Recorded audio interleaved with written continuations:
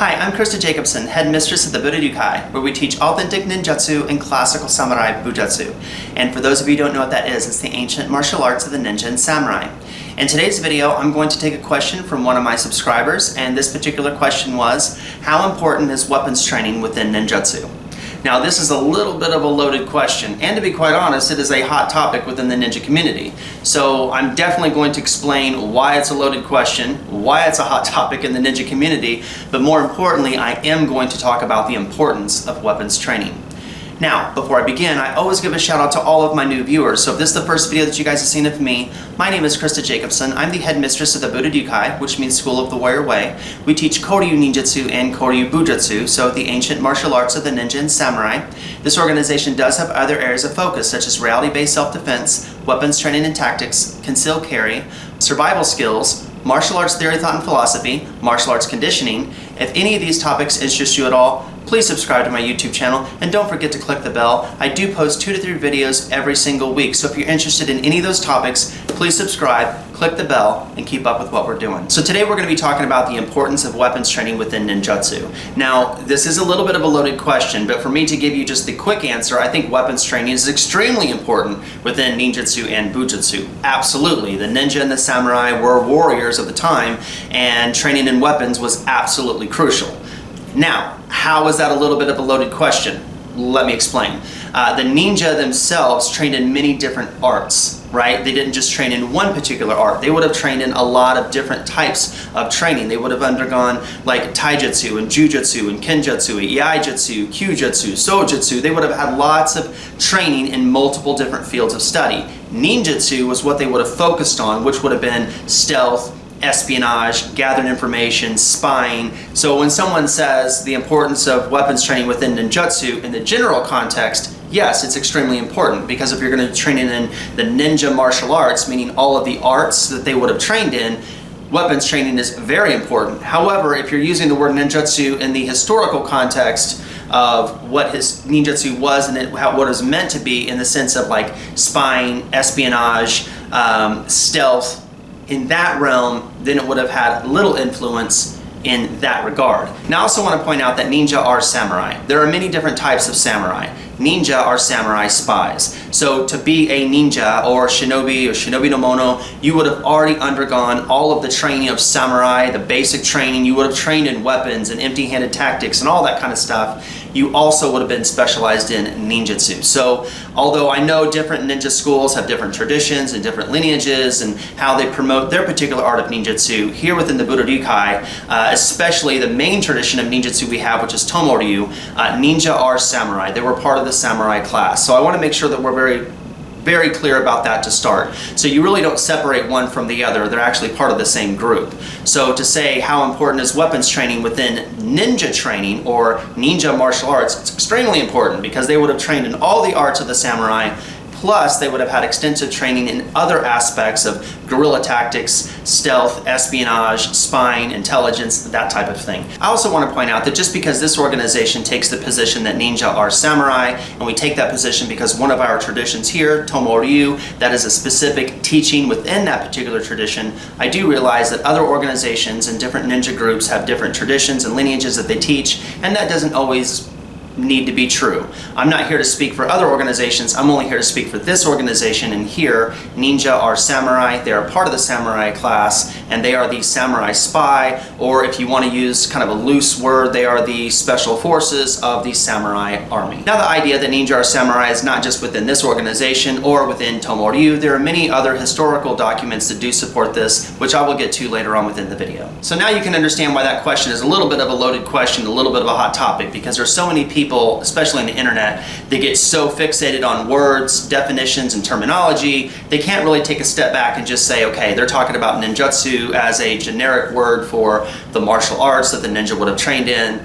Some people really get fixated on, no, this is a specific word for a specific set of skills, and that's why I wanted to take the time to explain that. So now that we've covered that, let's move on to the particular question about weapons training. If you're training in the ninja martial arts in the present day, regardless of what organization you're with, weapons training is extremely important.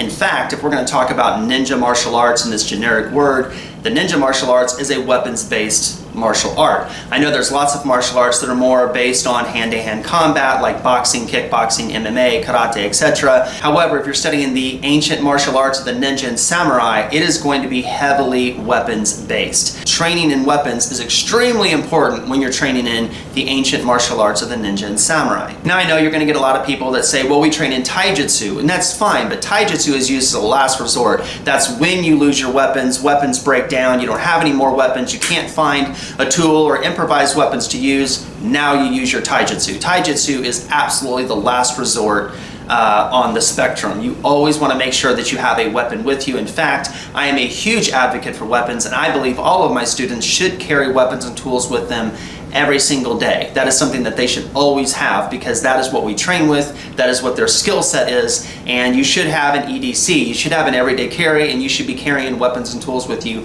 every single day. You never know when a situation is going to happen, and it's better to have it and not need it than to need it and not have it. You also have to keep in mind, what are you training for? Most people are training in martial arts, whether it's the ninja or samurai martial arts or whatever it is that they're training in. They're training to learn how to protect themselves and to protect the ones that they love.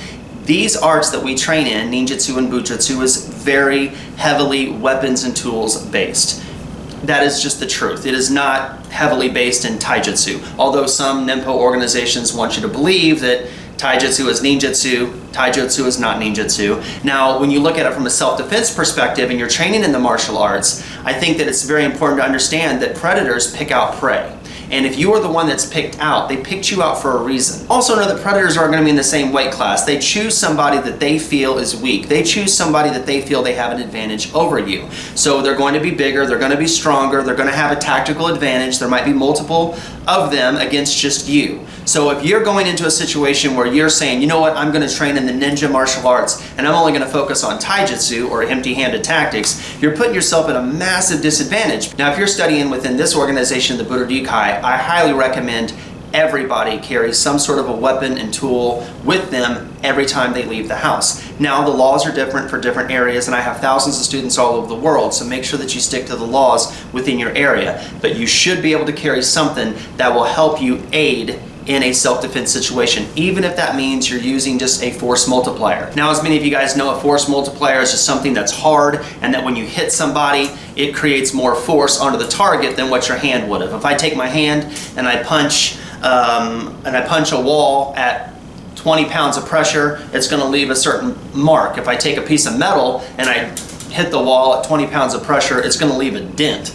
Me using a piece of metal and jamming that into the strike points of the attacker is going to be way more effective than me using my empty fist. Now, I do want to say that training in taijutsu and making sure that you can use your body as a weapon is extremely important. I totally agree. Yes, you should be training in empty-handed tactics, but you should also be training in many other things, all weapons and tools as well. And you should be carrying weapons and tools when you are out and about so that you can protect yourself against other people who are using weapons and tools against you and who are going to be bigger and stronger and who may have multiple people against you. So you don't want to just fixate on just empty-handed tactics. So again, if you're in one of those schools where you're just doing empty-handed tactics all the time, and every now and then you'll play with some sticks, and you never spar, you never grapple, you never have to be pressure tested, you never get put in situations where you have to face defeat, you need to step back and ask yourself, is what you're doing truly preparing you for reality-based self-defense? Now, to understand Koryu Taijutsu, or the body movement of the time, you would have to understand the weapons of the time, and that's because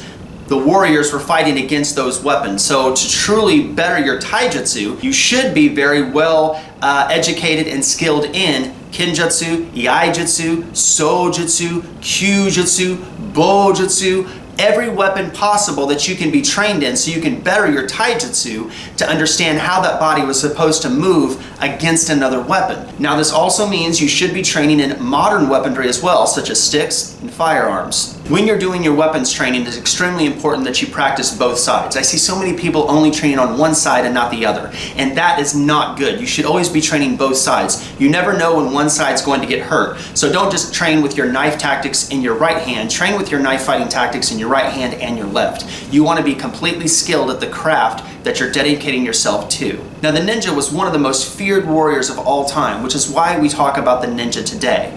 earlier, I said that I would use historical documents to kind of back up some of the points that I was making. So let me share some thoughts with you guys so you can see historical accuracy of the ninja and why weapons training, combat training, pressure testing, putting yourself in situations where you can act and react and become victorious in extreme violent situations is important. In the Ban Senchukai, it states, it's possible to kill the enemy general with Shinobi no Jutsu, and if this is done, the benefit will be immeasurable. There is a secret in Shinobi no Jutsu on the skills required to kill the enemy's general. Now, the Ban Senchukai was written in 1676 by Fujibayashi Yasutake. Clearly, Fujibayashi is stating that the ninja's job is to go in and assassinate the general, and there are secrets on how to do so. And this mentality of being like an individual agent going in and taking out the enemy lord, that concept is perpetuated in all ninja movies and video games and anime, but it is a real thing. That's what the ninja did. Now, the reason we're going over this is because the individual asked, how important is weapons training within ninjutsu?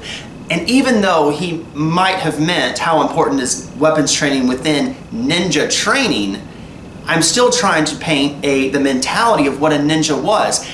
In the Ban Senchukai, it clearly says there are secrets to ninja on how to get in and kill the enemy commander. And there are secrets to Shinobi no Jutsu on how to do that. So this is the mindset that you have to have for ninja training. And the Nippiden, it states that shinobi can excel even in combat. One of these warriors is a match for 1,000, and they have succeeded in countless number of incidents. Now, the Nippiden is written in 1560 by Hattori Hanzo, one of the most famous ninja of all time. And he says, the ninja excel even in combat, and one ninja is a match to 1,000. I am pretty damn positive that he is trying to imply that weapons training is an important and integral aspect to combat tactics of the ninja. Now, earlier I made the statement that in this organization we see that ninja are samurai. There are many different types of samurai, but ninja are samurai spies. Ninja are specialized training in stealth, espionage, assassination, that type of thing. I also said that I would use historical documentation to kind of back that up, not just that it is part of one of the traditions that we have in the school, which is true in this organization. We have Tomoryu and the teaching that ninja are samurai as part of that particular tradition. However, I can also use historical documentation to back that up as well. The Shoninki, written in 1681 by Notori Masatake, states that the art of the shinobi should be conducted by Bushi warriors. Clearly, the arts of the shinobi are ninjutsu, and Bushi warriors are samurai. So Notori Masatake is clearly writing in the Shoninki that ninjutsu should be carried out by the samurai. So how important is weapons training when you're training in the martial arts of the ninja and samurai? Extremely important. You should be training in weapons and tools all of the time. You should be carrying weapons and tools with you all of the time. Again, it's better to have it and not need it than to need it and not have it. So for the majority of people who are training in the martial arts of the ninja and samurai, they're training to protect themselves and protect the ones that they love. Defeat is not an option for those who are training to protect others. Because if you're in a situation where you have to protect yourself and the ones that you love, if you die, so will the ones that you're trying to protect. Defeat is not an option if you're training to protect others, and you should keep that ingrained in your heart. Thank you very much for watching this video. If you've enjoyed the video, please subscribe to the YouTube channel, and again, don't forget to click the bell. I do post 2 to 3 videos every single week. If you guys are interested in authentic ninjutsu and classical samurai bujutsu, please check out my website at www.budo-ninjutsu.com. There you can see a list of schools, the traditions that we have, the philosophies and strategies and principles that we teach. If you don't live next to one of our schools, you guys can always join the Budo-Ryukai online ninjutsu dojo, and you guys can start training that way. So thank you guys very much for your love and support. I deeply appreciate it. And until next time, take care, be safe, and good luck in your journey of Budo. Bye.